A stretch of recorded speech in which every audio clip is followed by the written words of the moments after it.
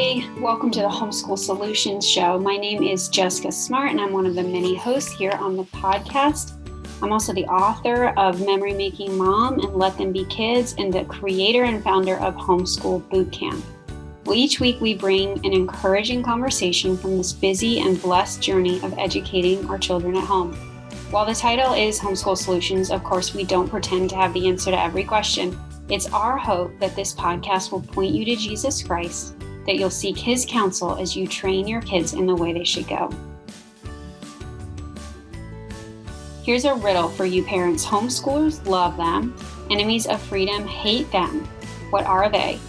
They're the Tuttle Twins books. With millions of copies sold, the Tuttle Twins helps you teach your kids about entrepreneurship, personal responsibility, the golden rule, and more.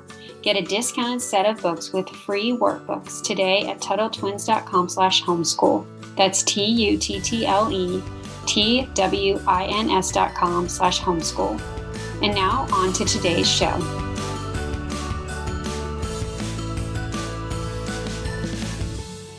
Hi, everybody. This is Jessica Smartt. Welcome to the podcast. I'm glad to be with you today. Today, I'm going to be talking about anxiety in motherhood, and specifically anxiety for the homeschooling mom. And that presents its own batch of particular problems as you don't have a lot of step away time, or there's just always people around and you kind of have to feel like you want to be on your A game, and you often can't. So I'm going to be speaking about this. And as always, I am not a medical doctor or a counselor or psychiatrist, so consult your doctor before implementing any serious changes or protocols. I'm just speaking in my own experience here, and I do have some experience here.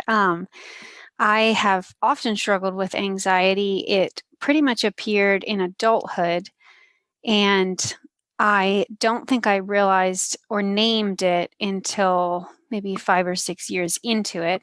And that does often really help in some ways, just to recognize that I do struggle with anxiety. And so that means that I don't need to believe everything that I am hearing or feeling inside my head. So that's a good big step, just to come to that recognition.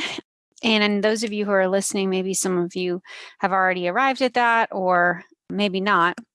But I'm going to talk through a couple different things. I'm going to share briefly a little bit about my story, and hopefully that will be in a way that's encouraging to you and gives you a little bit of hope for where you are now. Secondly, I'm going to talk about the emergent anxiety, those times when it's so overwhelming that it's interfering with daily life. And then I'm going to talk about kind of chronic underlying anxiety that is just sort of there while you're doing your stuff. And I'm going to speak about how to get into some good patterns and things you can do to kind of be proactive. So I'll start with my story. As I said, I developed it in adulthood and definitely had a strong case of postpartum anxiety that I didn't realize that's what it was until pretty late in the game. I did try to take some medication at the suggestion of my OBGYN, and I had never taken medication. I'm very sensitive to medication. She put me on a really high dose. I felt like a zombie. I went off it and just sort of worked out the kinks on my own. But definitely, it's just always kind of a part of my life in different seasons. So it came back again with the next baby and postpartum. And that was probably my low in my life, maybe 10 years ago. And there was a definite moment I remember sitting in my bathroom and crying and just thinking, I am no good to anyone. What is the point of this, anxiety? I don't understand, Lord, why you don't take this away. And, it just felt so useless and also really hopeless to climb my way out of. And at that point, I was not nursing and went to see a doctor. And that was the first time I think I realized that I do really maybe would benefit from some medication, just in the sense that I was so desperate and things were so bad. I was in some senses, not really functioning well at all. And the people around me were very concerned. A lot of my anxiety stems around a little smidgen of hypochondria. And I say smidgen, and my husband always sort of laughs, but everybody has their own things. It's not always that. Sometimes it's my kids. I have a child with really severe food allergies, and he has had some scary health moments. And so that's kind of always been a trigger as well. I have good friends that a lot of their anxiety centers around their marriage. And one friend that will always just kind of get into this little rut of, did I marry the wrong person? And then, others with legitimate marriage crises that, good reasons to be worried. And so I have realized that anxiety is just often there. Sometimes there is a good reason and sometimes there's not. And it doesn't really matter, because once it's there, it kind of just does its own thing. And it feels real. Even for me, all of these health concerns that I've had that, ultimately ended up being not what I was worried that they would be. It felt pretty darn real at the time. And so whatever your trigger is, or whatever has gotten you into your funk, and sometimes it's even hard to articulate. I was just talking to someone the other day who just, for some reason, just felt very anxious, and she just was not even sure and thought maybe she should up her medicine or whatever. But I do think this is a good time of the year to be listening to this, because I think it's definitely very common to kind of go in a rut with anxiety and depression after the Christmas season. Coming off of all of that, we're not getting, many of us, good exercise and sun, and sometimes our community is suffering. Maybe we've had a couple bouts of sickness, and so our bodies are just not in optimal health. So, and then, seasonal affective disorder is a real thing. So just winter blues, that comes up a lot. Maybe you don't even know what the trigger is. But all that is to say, you're not alone. I think when that moment when I was, crying into the tissues in the bathroom, I felt like I was crippled, barely making it through life, and everyone else was normal and perfectly fine. And well, that's definitely not true, even taking anxiety out of the picture. But a lot of women do struggle with anxiety at different periods of time, a lot of people. So they may not be struggling with it now, but I think it's like 1 in 3 does at some point in their life. But also, we're only seeing a snippet of what's on the outside. So step 1 is just to absolutely realize that you're not alone, and you won't be stuck in this stage forever. I would have never, ever, ever imagined that I would have written 2 books and gone on to, thrive being a homeschool mom and start a homeschool co-op, and, all the different things that I've done. I felt like I would always be, weak and just struggling with things. And so I think Satan can really get in our heads with that. But first step is to just acknowledge that many people are struggling with this or have, and that you won't be the same you that you are right at this minute, and there is hope. So that's step 1. Let's talk a little bit about just practically, because if you're listening to this, either someone you love or probably you struggle with anxiety, or maybe you are right this minute. So I think it's really important to draw a distinction between anxiety that's really completely crippling your life and the low-lying chronic anxiety that kind of just lives in the background. And for me, I live in the number 2 a lot of life, I would say, but there have been maybe 3 times that I really end up in the really, really bad anxiety. And if you're listening to that, that's the kind of anxiety that's, it's interfering profoundly with your ability to do your work and to have real relationships. And you may find yourself also crying a lot. I have found that anxiety and depression are really closely linked, and I'll get depressed because I'm so anxious, kind of thing. And then anxious because I'm depressed. It's a really fun circle. And so when things are really bad, I do feel bleak about life and have feelings like, this just is always going to be this way and I'm no good to anybody and this is terrible. And, it's really important to have somebody that you're vocalizing those things to, which I'll talk about later. But absolutely, that's step one, is find somebody right now that you can say the really scary, way, the thoughts, and just describe where you are without sugarcoating it. So I experience a lot of physical things when I'm in that really bad place, GI stuff, food doesn't taste good, all sorts of other things that, me being a hypochondriac, that doesn't help, because then I think something's actually wrong, which it is wrong. It's stress, and that does legitimately affect your body.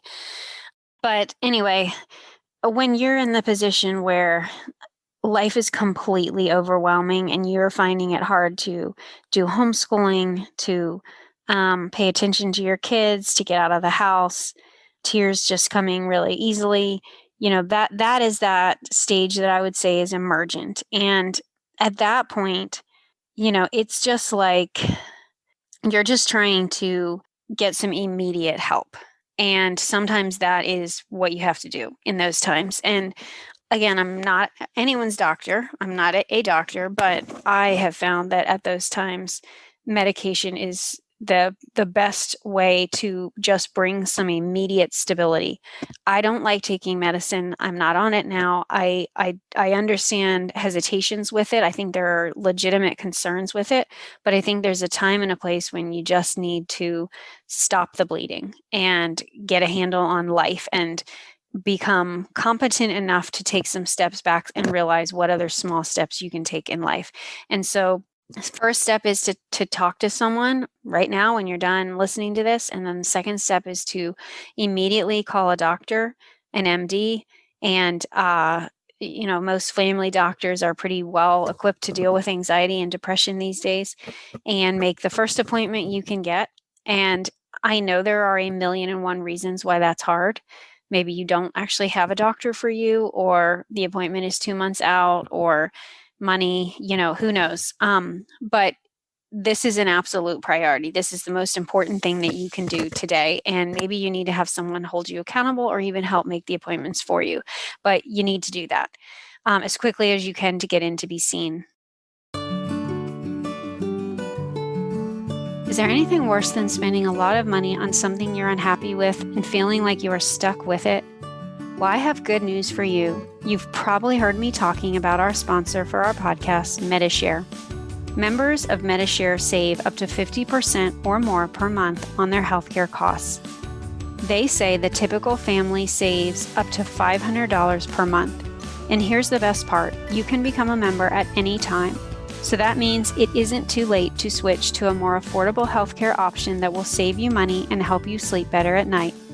If this is the first time you're hearing about Medi-Share, it is the best alternative to health insurance that allows Christians to share one another's medical bills, offers access to 900,000 plus healthcare providers, and has a proven almost 30-year track record. Plus, in addition to saving hundreds per month, telehealth and telebehavioral counseling are included with membership. It literally takes 2 minutes to see how much you can save. To investigate this for you and your family, go to greathomeschoolconventions.com/Medi-Share. That's greathomeschoolconventions.com/Medi-Share.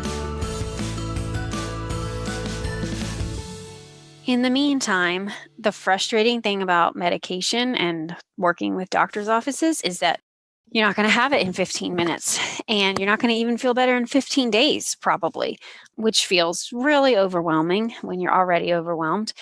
But what you're going to want to do is basically keep yourself alive and busy while you're waiting for your medicine to kick in, or just waiting for this funk to pass. And I have a blog post that is like 20 things to do while you're anxious. I think I originally titled it "While You're Waiting for Your Anxiety Medicines to Kick In." And then I thought, no, that's kind of weird. I'm not going to title it that. But there are times that you're just going to have to live in that terrible feeling and just keep putting one step in front of the other.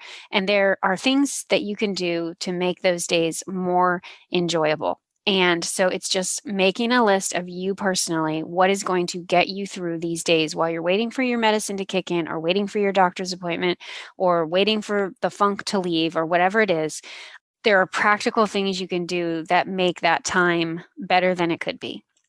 And, it's different for every person, but I definitely think there are some things that across the board will help. I know, exercise distraction is really key. I remember one time feeling completely overwhelmed and anxious, and I had to do my taxes. Like, if I didn't do my taxes, we were going to get, um, have some fine or something. So I had no choice. And by the time I had finished doing my taxes, I did not feel any ounce of anxiety. And it like completely altered the whole day. And, that it didn't solve my life, but it got me through that day because I had to focus my mind on something else. And so staying busy, although it sounds like no fun and like it won't be helpful, it really is important. And what you're doing there is you're showing your spouse and your kids how to plug through when life doesn't feel great. And maybe one of your children one day will struggle with anxiety or depression. And so you can show them what it looks like to continue to persevere, even though you don't feel great. And there are a whole range of what that looks like. And I recognize that there are a lot of differences in what that would look like for everybody, depending on just what kind of a mess you are. And so for someone, that may be a very, very small step. But whatever you're able to do to keep plugging on and kind of staying in the moment and staying present and just making it through the day, you're going to just do it to kind of get through. And so, do your taxes, start planning a birthday party, make your Christmas list. Doesn't matter when Christmas is, make gift lists for birthdays. Buy one of those calendars where you can write down, like the perpetual calendar, so you can write down when everyone in your life's birthday is and start filling that in. Organize your home and all of your paper. Clean your house. This is a great time to clean, because I find things that I don't have to think about sometimes are really helpful. So I'll just like do all the baseboards or something, and it's just going to get me through. Think of an area you want to decorate in your house and go to Pinterest or Houzz or something like that and kind of make a dream board, make a shoebox for Operation Shoebox. I really get a lot of life out of thinking about like the next party we can throw, or, okay, the next season coming up for us, we're going to celebrate Easter. What are our Easter activities? I know it can feel overwhelming, but finding little things like this that kind of get you a little bit hopeful. And then there are silly things like going for a walk. Well, that's not silly, but sitting down and petting a dog. There really is, giving someone a hug, snuggling with a kid and watching a movie, whatever the little things are that make your life a little bit better, you're going to just try to plug as many of those in. And I say this, I understand that it's not a miracle cure, but it's way better than just Googling whatever is bothering you and talking obsessively about whatever it is, or just sitting around and doing nothing and feeling in the dumps. So stay busy is my big thing while you're waiting for, whatever that help is. So there's that. And what you're going to do is try to just dig yourself out of that really terrible hole. And it will pass. It really will. Just hang in there. And I think it's also really important to have a group of people that are walking through this with you. At a recent, well, no, it was probably 8 years ago, when I was really in an anxious stage, someone challenged me to get a prayer triad. So I found 2 friends from church that were willing to meet with me regularly. We meet every 2 weeks, and they're the people that know the real Jessica and what's really going on. And I can text them, at all hours and ask for prayer, and they're there. And so you need to have that support system. Even if it's 1 person, 2 people, a handful of people, get people in your life that are going to walk through this with you. Okay. So that's the emergent things. Here, I just wanted to next kind of go through some things that I think help with anxiety. This isn't maybe going to dig you out of a big giant hole, but they might help you from falling in a little hole or, making the hole bigger. Just things that kind of help a lot. And one thing is to minimize coffee, and I know that's terrible, but I do think that it can make you pretty jittery and already kind of set you off. So if you're in a pretty bad spot, maybe minimize that. I have found, and I know I'm like no fun today, but I have found that eating wheat and gluten just makes my mood not great. And I'm not not trying to be like a weirdo, but I really have noticed that in my life. So if there are certain triggers, I actually don't eat dairy and gluten when I'm trying to get my health back under control. So it's worth a try, right? It's worth a try. Just try it for a week and see if it helps. That's just something I found. And related, one resource that I really love is Dr. Daniel Amen, and he has written a book called Change Your Brain, Change Your Life. I could no way summarize what the book is and do it justice, but he basically uses supplements, medication, diet, and other life skills to help with a lot of brain disorders, whether it's ADHD or anxiety or depression. It's a huge resource, so much in there. And it kind of has a little quiz in the beginning where it will help you to figure out which part of your brain may not be functioning at its optimal health. And then you go under that category and kind of figure out some tools. And some are supplements, some are medications, life tips, diet for that particular type. And I think there's a lot in there that can be really helpful. So I definitely recommend having that on your shelf.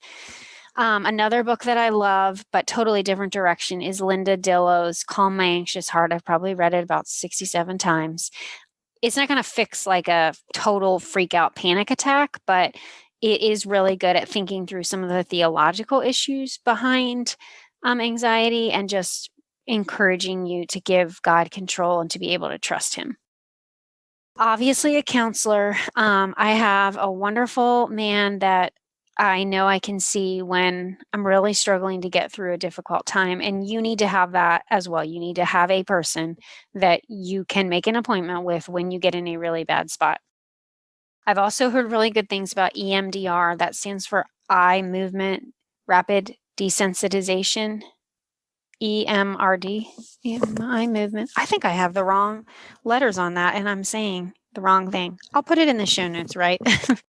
But it's a technique that you have to do under someone who has been trained in that method. So counselor, psychiatrist. And I have heard a lot of really good things about it. I personally have not used it, but that can be really good, in particular if there is anxiety or depression caused by trauma. And there are people that I really respect who use this and endorse it and just speak highly of that. Dr. Oz has an anxiety diet. I'm going to throw this in the show notes as well. Worth looking into there. Some of it's kind of common sense, but again, just a little thing that may help. Exercise is a huge one. I don't think it needs to be, a total army boot camp style. It can be walking regularly, but that has been shown in studies to be just as effective as SSRIs and other anxiety medications.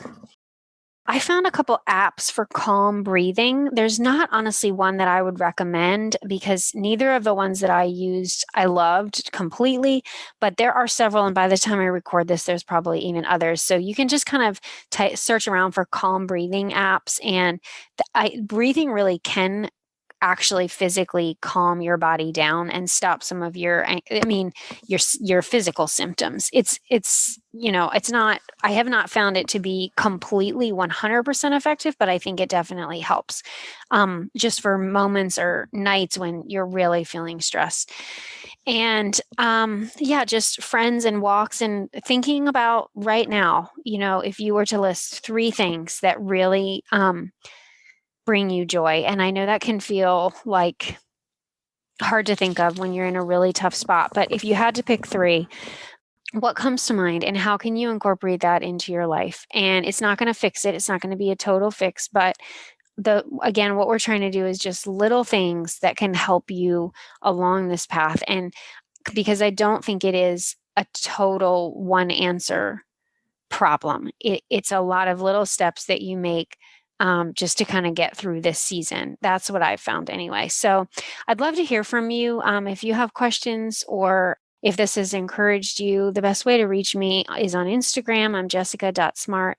And yeah, I would just encourage you that you are not alone. And even though it feels very scary and overwhelming, the Lord will carry you through and He is there with you. And the verse that I always put next to my bed during these times is, "The Lord is my light and my salvation. Whom shall I fear? The Lord is the stronghold of my life. Of whom shall I be afraid?" Psalm 27:1. So may the Lord be with you today and hold you close and bring you through this season.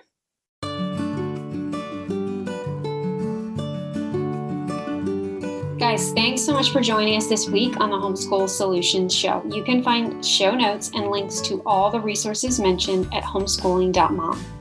Don't forget to check out my friends at Medi-Share, because you deserve healthcare you can trust. To learn more about Medi-Share and why over 400,000 Christians have made the switch, go to greathomeschoolconventions.com/Medi-Share. That's greathomeschoolconventions.com/Medi-Share. If you haven't already, please subscribe to the podcast and leave us a review, and that'll help other homeschooling parents find our community. And finally, don't forget to tag us on Instagram at homeschooling.mom. That's homeschooling.mom to let us know what you thought of today's episode. Have you joined us at one of the Great Homeschool Conventions? The Great Homeschool Conventions are the homeschooling events of the year, offering outstanding speakers, hundreds of workshops, and the largest homeschool curriculum exhibit halls in the U.S. Find out more at greathomeschoolconventions.com. Hopefully, I will see you there. And don't forget to check out my books, Memory Making Mom and Let Them Be Kids, and my Homeschool Bootcamp course. You can rock homeschooling, and I can help. Check the show notes for all of those resources.